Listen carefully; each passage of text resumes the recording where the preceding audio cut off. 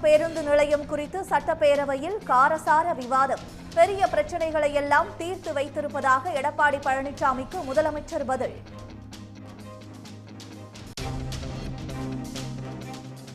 பெரியார் பல்கலைக்கழக பதிவாளரை பணியிடை நீக்கம் செய்யாததற்கு எதிர்ப்பு.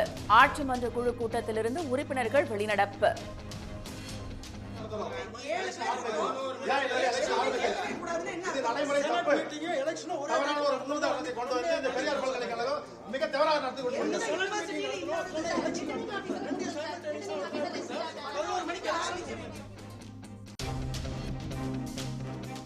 செந்தில் பாலாஜியின் அமைச்சர் பதவி ராஜினாமா கடிதம் ஏற்பு. முதலமைச்சரின் பரிந்துரையை ஏற்று ஆளுநர் மாளிகை அறிவிப்பு.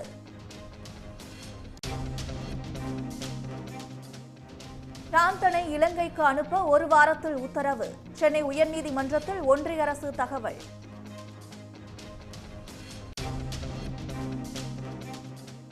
அரசு ஊழியர்கள் அறிவித்துள்ள வேலைநிறுத்த போராட்டத்தை கைவிட தமிழ்நாடு அரசு அறிவுறுத்தல். நிதி நிலைமை சீரானதும் அரசு ஊழியர்களின் கோரிக்கைகள் பரிசீலிக்கப்படும் என்று அமைச்சர் தங்கம் தென்னரசு உறுதி. சட்டப்பேரவையில் ஆளுநர் தவறாக நடந்து கொண்டதாக அண்ணாமலை கூறியதால் பாஜகவினர் அதிர்ச்சி. சபாநாயகரை ஆளுநர் என்று அண்ணாமலை கூறிய வீடியோ சமூக வலைதளங்களில் வைரல்.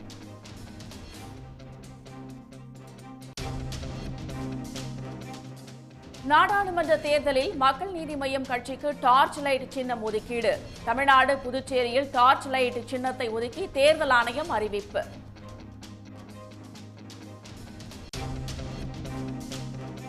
கொடைக்கானலில் 600 ரூபாயை தாண்டியது வெள்ளை பூண்டின் விலை. விளைச்சல் குறைந்தாலும் விலை அதிகரிப்பால் விவசாயிகள் நிம்மதி.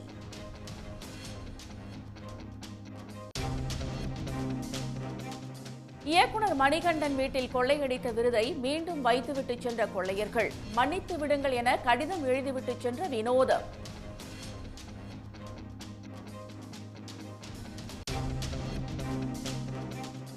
இருபத்தி 3 வயதில் உரிமையியல் நீதிபதி தேர்வில் வெற்றி பெற்ற பழங்குடியின பெண் ஸ்ரீபதிக்கு முதலமைச்சர் மு.க.ஸ்டாலின் வாழ்த்து. வெற்றிக்கு உறுதுணையாக நின்ற அவரது தாய் மற்றும் கணவருக்கும் பாராட்டு.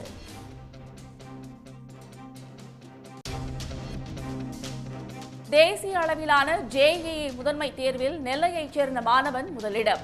பாளையங்கோட்டையைச் சேர்ந்த முகுந்த் பிரதீஷ் 300க்கு 300 மதிப்பெண்கள் எடுத்து அசத்தல்.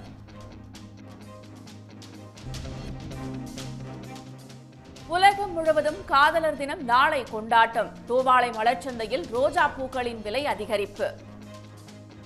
கிளாம்பாக்கம் பேருந்து முனையத்தில் உள்ள சிறு சிறு பிரச்சினைகளை தீர்த்து வைக்க வேண்டும் என எதிர்க்கட்சித் தலைவர் எடப்பாடி பழனிசாமி சட்டப்பேரவையில் கோரிக்கை விடுத்தார். அதற்கு பதிலளித்த முதலமைச்சர் மு.க.ஸ்டாலின் பேருந்து முனையத்தில் பெரிய பிரச்சினைகள் தீர்த்து வைக்கப்பட்டிருப்பதாகவும் சிறு சிறு பிரச்சினைகள் விரைவில் சரி செய்யப்படும் என்றும் கூறினார். கிளாம்பாக்கத்தில் 100 கோடி ரூபாய் செலவில் திட்டமிட்டு அனைத்து வசதிகளும் நிறைவேற்றப்பட்டிருப்பதாக அமைச்சர் சேகர் பாபு விளக்கமளித்தார். 2021ஆம் ஆண்டு மார்ச் 13ஆம் தேதியோடு அந்த பணியினுடைய பணி நிறைவு ஒப்பந்தம் கோரப்பட்டிருந்தது. அவர்கள் காலத்தில் 30% பணிகள் தான் முடித்திருந்தார்கள்.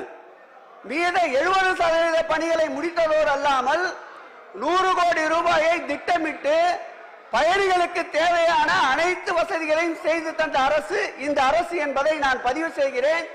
எதிர்க்கட்சி தலைவர் மற்ற உறுப்பினர்கள் வந்தால் அந்த கிளாம்பாக்கம் பேருந்து நிலையத்தை முழுமையாக சுற்றி பார்த்து விட்டால் நிச்சயம் மாண்புமிகு முதலமைச்சர் அவர்களை எதிர்க்கட்சி தலைவரே புகழக்கூடிய அளவிற்கு அந்த கிளாம்பாக்கம் பேருந்து நிலையம் அமைந்திருக்கிறது என்பதை மாண்புமிகு சட்டப்பேரவை தலைவர் வாயிலாக எதிர்க்கட்சி தலைவருக்கு தெரிவித்துக் கொள்கிறேன். நாங்கள் விட்ட அறிக்கையை பார்த்தாவே புரிந்து கொள்ளலாம். அங்கே இருக்கின்ற சிறு சிறு பிரச்சனைகளை சரி செய்ய வேண்டும் என்றுதான் அறிக்கை விட்டிருக்கின்றேன். முழுமையான அடிப்படை வசதிகளை பயணிகளுக்கு செய்து கொடுத்து திறக்கப்பட்டிருந்தால் இந்த பிரச்சனை வந்திருக்காது.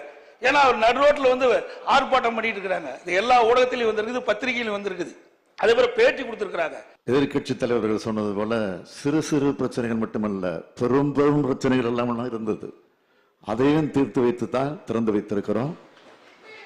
அவரே சொல்லி இருக்கிறார், இன்னும் ஏதேனும் பிரச்சனை இருந்தால் சொல்லுங்கள், நேரடியாக வாருங்கள், அழைத்து செல்கிறோம். நீங்கள் சொல்லுகிற குறைகளை கூட நாங்கள் தீர்த்து வைக்க காத்திருக்கிறோம் என்றுதான் பெருந்தமையாக சொல்லி இருக்கிறார்.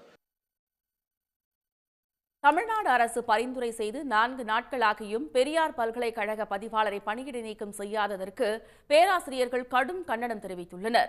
பெரியார் பல்கலைக்கழக ஆட்சி மன்ற குழு கூட்டமும் உறுப்பினர் பதவிக்கான தேர்தலும் ஒன்றாக சேலத்தில் நடைபெற்றது.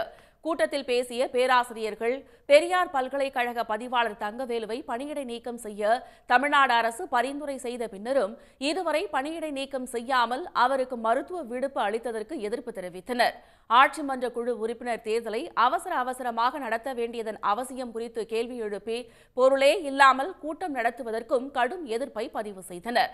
அதற்கு பெரியார் பல்கலைக்கழக துணைவேந்தர் ஜெகநாதன் பதிலளிக்க மறுத்ததால் இரு தரப்பினரிடையே வாக்குவாதம் ஏற்பட்டது. இதனையடுத்து பல்கலைக்கழக ஆசிரியர் ஒருங்கிணைப்பு குழுவினர் 20க்கும் மேற்பட்டோர் கூட்டத்திலிருந்து வெளிநடப்பு செய்து போராட்டத்தில் ஈடுபட்டனர். கண்டிக்கிறோம் கண்டிக்கிறோம் கண்டிக்கிறோம் கண்டிக்கிறோம் கண்டிக்கிறோம் கண்டிக்கிறோம் கண்டிக்கிறோம் பெரியார் பல்கலைக்கழக துணைவேந்தரை கண்டிக்கிறோம்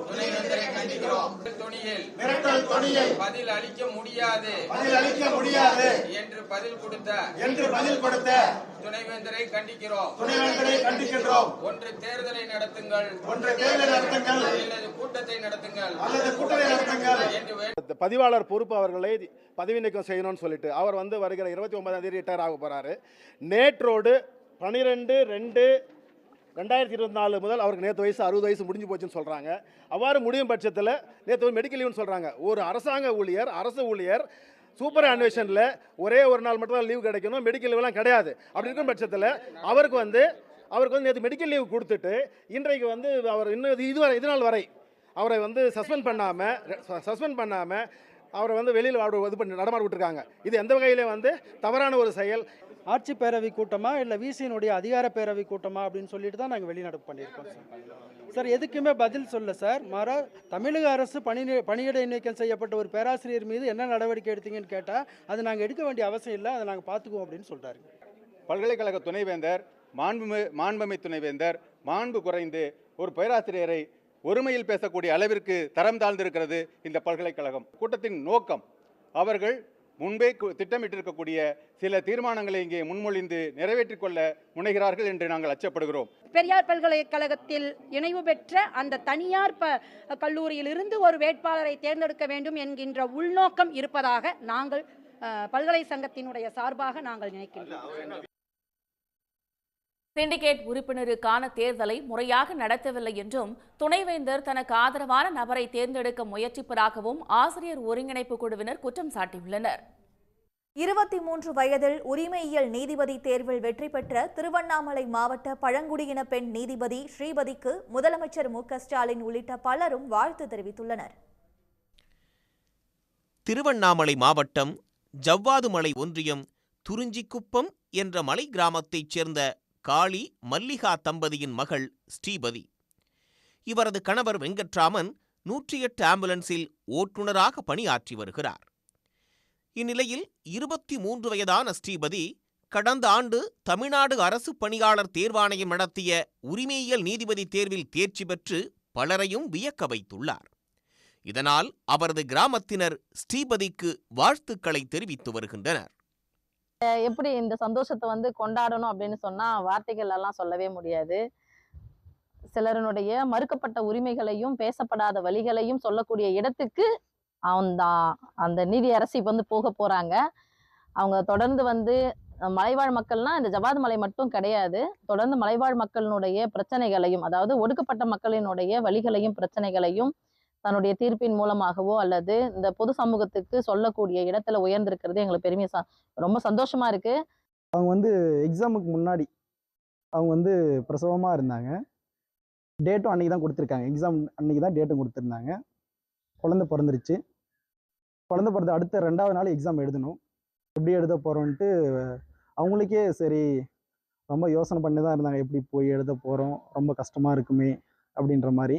இருந்தாலும் அவங்க அந்த மன தைரியம் இருக்குது பாருங்கள், நான் போய் எழுதுறேன் அப்படின்ற நம்பிக்கையில் நான் எழுதியே ஆகுன்ற. ஏன்னா மறுபடியும் நான் வாய்ப்பு எப்போ கிடைக்குன்னு தெரியாது. நான் படிச்சுட்டேன், நான் படிச்சுதான் நான் எழுதுனேன் அப்படின்னு சொல்லிட்டு போய் எழுதினாங்க. இன்னைக்கு வெற்றி பெற்றிருக்கிறது எனக்கு ரொம்ப மகிழ்ச்சியாக இருக்குது. வெங்கட்ராமனை திருமணம் செய்து கொண்ட பிறகு கணவரின் சொந்த ஊரான புலியூரில் ஸ்ரீபதி வசித்து வருகிறார். இந்நிலையில் விடாமுயற்சியின் காரணமாக உரிமையியல் நீதிபதி தேர்வில் அவர் தேர்ச்சி பெற்று பழங்குடியின சமுதாயத்திற்கு பெருமை சேர்த்துள்ளார். உரிமையியல் நீதிபதி தேர்வில் வென்றுள்ள ஸ்ரீபதிக்கு முதலமைச்சர் மு.க.ஸ்டாலின் வாழ்த்து தெரிவித்துள்ளார். எக்ஸ் தளத்தில் அவர் வெளியிட்டிருக்கும் பதிவில், பெரிய வசதிகள் இல்லாத மலை கிராமத்தைச் சேர்ந்த பழங்குடியின பெண் ஒருவர் இளம் வயதில் இந்த நிலைமையை எட்டியிருப்பதைக் கண்டு மகிழ்ச்சியடைவதாக குறிப்பிட்டுள்ளார். தமிழ் வழியில் படித்தவர்களுக்கு அரசு பணிகளில் முன்னுரிமை அளித்து திராவிட மாடல் அரசு கொண்டு வந்த அரசாணையின் வழியே ஸ்ரீபதி நீதிபதியாக தேர்வாகியிருப்பதை அறிந்து பெருமை கொள்வதாகவும் அவர் கூறியுள்ளார். ஸ்ரீபதியின் வெற்றிக்கு உறுதுணையாக நின்ற அவரது தாய் மற்றும் கணவருக்கும் முதலமைச்சர் பாராட்டு தெரிவித்துள்ளார். சமூக நீதி என்ற சொல்லை உச்சரிக்கக்கூட மனமில்லாமல் தமிழ்நாட்டில் வளைய வரும் சிலருக்கு ஸ்ரீபதி போன்றோரின் வெற்றிதான் தமிழ்நாடு தரும் பதில் என்றும் முதலமைச்சர் பெருமிதத்தோடு தமது பதிவில் குறிப்பிட்டுள்ளார். உரிமையியல் நீதிபதி தேர்வில் வெற்றி பெற்று தமிழ்நாட்டின் முதல் பழங்குடியின உரிமையியல் நீதிபதி என்ற பெருமையை பெற்றுள்ள ஸ்ரீபதிக்கு தெலங்கானா ஆளுநர் தமிழிசை சவுந்தரராஜன் உள்ளிட்ட பலரும் வாழ்த்துக்களை தெரிவித்துள்ளனர். உடனுக்குடன் செய்திகளை தெரிந்து கொள்ள சன் நியூஸ் பெல் ஐகானை கிளிக் பண்ணுங்க.